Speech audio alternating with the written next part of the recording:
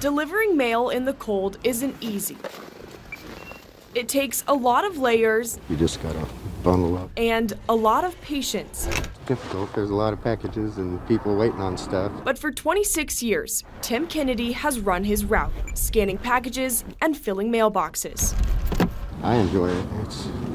It's fun for me. Of his tens of thousands of deliveries, some come from Tim himself. I give my customers Christmas cards. And during his time on the job, his customers have given him a few cards as well. I have probably over 1,000 by now, and I got 3 full walls in my living room covered with just the Christmas cards. Each holiday season, Kennedy fills the walls in his house with the families he served. It makes me feel good. The display takes about 8 hours of work to space out and tape up hundreds of cards, but each note and each picture serves as a reminder.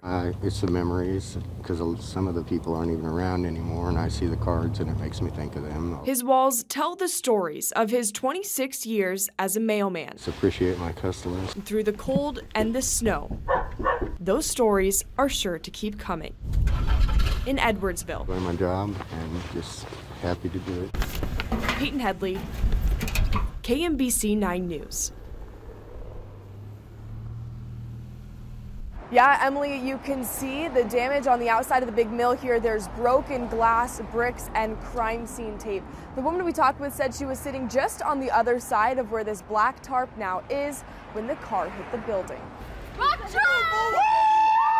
The sounds of KU football carry down Mississippi Street to the big mill.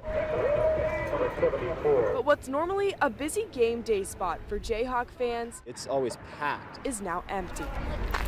Instead, it's sprinkled with broken glass and wrapped in crime scene tape after a car crashed into the 100-year-old building Friday night. It was coming fast. Jill Finn was sitting inside. Just before it hit, I had the thought, oh my God, we're all dead.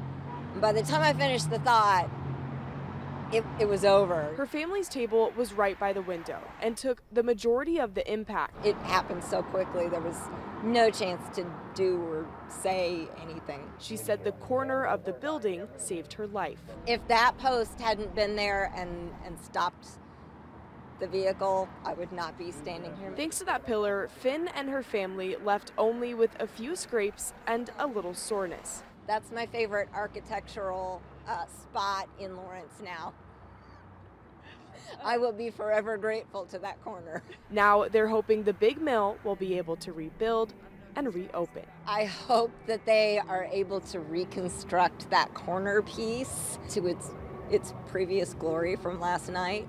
The restaurant posted on Facebook saying that it is closed right now, but it is hoping to open up by Tuesday for carryout. Authorities do say, though, that the building is not structurally sound. In Lawrence, Peyton Headlee at KMBC 9 News. The Kansas Speedway is quiet and it's empty tonight. The rain called one race early and postponed another one until tomorrow morning, but we found one group who was making the most of the weather.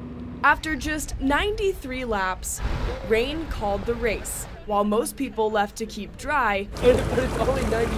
One group added a little more water to the mix. Can't get up and about it to just enjoy the weather and make the best of it. We were in here when it started raining and there was no reason to get out. In the middle of the infield at Kansas Speedway, you'll find flags, trailers, and an inflatable hot tub full of NASCAR fans. We've been coming down for like 15 years, 16 years now. Like all sports and and competition and just, enjoying good friends. They say their race setup wins any competition. Some have tried, but they just can't compete. It lights up, and it shines through the walls and it changes colors. This weekend, they're getting a little more hot tub time with the rain delays. All night.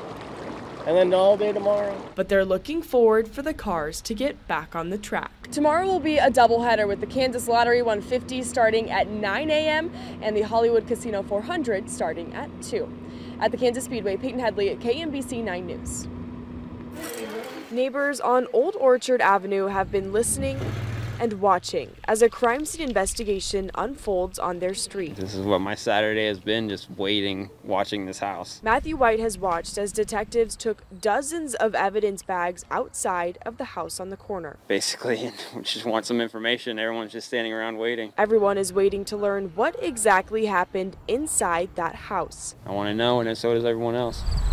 But they aren't getting a lot of answers. I'd like to know some information. Police have said the investigation will take multiple days due to the nature of the crimes. They also said sorting through that evidence is a slow, painstaking process. I'll be out here waiting for these cops to let us know what's going on. Now, the eyes of the community are all on Old Orchard Ave. Everyone seems on high alert as they wait for answers. The street here is still blocked off with crime scene tape, and police are still on the scene, but they say they're hoping to have these roads opened back up by Sunday evening. In Excelsior Springs, Peyton Headlee at KMBC 9 News. Clay County deputies have taken over the investigation and tell me officers tried to pull a driver over in this Price Chopper parking lot. They say the driver was wanted on a warrant for assault of a law enforcement officer, but the driver took off from the parking lot and ended up in this intersection. That's where two Excelsior Springs police officers blocked off the car. The suspect then shot the officer in the front car in the shoulder and the hand. The second officer fired back, hitting the suspect in the head. Now, both the suspect and the officer are at local hospitals. The officer is expected to be okay, but the suspect has life-threatening injuries. We talked with one man who lives in the area. He says he heard gunshots and came running to help. It is disgraceful against humankind. I mean, they're here to protect us and serve for us, and people turn around and do this. It's not all right. You know, this is a pretty busy intersection at Route 10 and Crown Hill Road, so deputies have been talking to witnesses for the past few hours. Of course, this is a developing story, so we'll give you updates as we learn more. In Excelsior Springs, Peyton Headlee at KMBC 9 News. It started out as a normal hitting practice. Hey, finish, strong. As 17-year-old Davis Dwight was gearing up for the start of fall season with coach Nick Crouch. He's an incredible human. He's kind of a guy that comes into a room, lights up the room with a smile. Before the first swing, practice took a turn.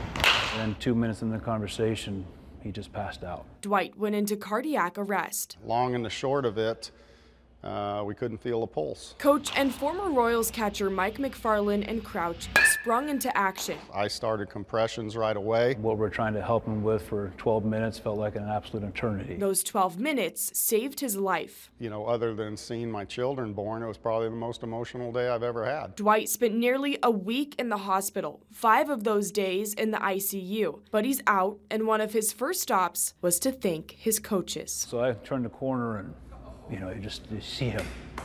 You see the face. It was an incredible moment to see him. It was. He looked great. The smile, it lit up my life heavily. It'll be a while before Dwight is back to practice, but he's just thankful to be alive. Perfect.